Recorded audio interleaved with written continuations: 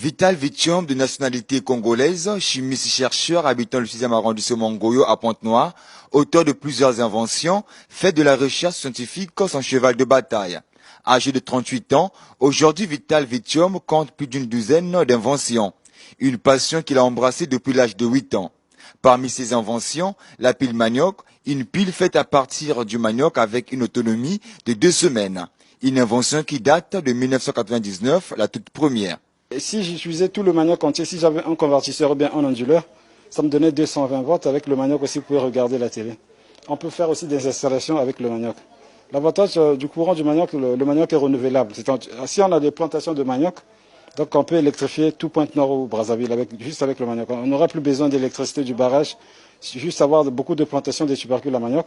Et on fait des mini-transfos et on aura l'électricité écologique, donc qui n'est pas toxique, qui est durable.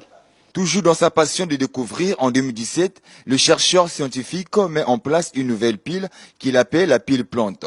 Il s'agit d'une pile qui tire la source de son énergie à base des plantes. La pile plante fonctionne très bien. Donc si vous plantez 10 plantes chez vous, vous mettez le NPK, vous avez un convertisseur dans la maison, vous avez aussi l'énergie. Donc au fur et à mesure que la plante va grandir, l'intensité du courant aussi va augmenter. Donc là, vous aurez la capacité de repasser, d'avoir la plaque chauffante et de brancher votre congélateur. Donc la pile plante ne meurt jamais. Donc c'est une pile vraiment, je demande même à l'État qu'on soutienne cette idée innovatrice parce que avec les plantes, ça va nous pousser à beaucoup planter pour que l'atmosphère ait beaucoup d'oxygène. Parce que plus qu'il y a des plantes, plus il y aura aussi beaucoup d'oxygène. Donc la pile plante vraiment est très écologique. Là, avec 2 plantes, je peux charger le téléphone.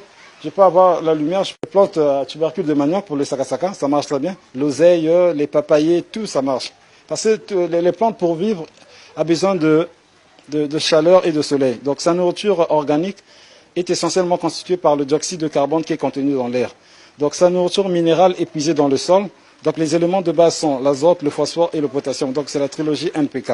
Donc là, ça marche avec toutes les plantes. Très fan de la chimie, malgré les difficultés qu'il rencontre, ce chimiste ne baisse pas les bras. En 2018, il crée la lampe charbon et une allumette faite à base des yeux de poisson. Ouais, la lampe garantit une grande sécurité, sauf qu'au niveau de la prise, il ne faut pas mettre le doigt, parce qu'il y a du 220 volts. Donc là, c'est comme le courant de la maison, c'est juste au niveau de la prise. Donc ce petit pot a la capacité d'alimenter 7 ampoules économiques avec 2 postes téléviseurs, plus un décodeur. Donc ça n'a pas d'inconvénient. Donc le feu va apparaître.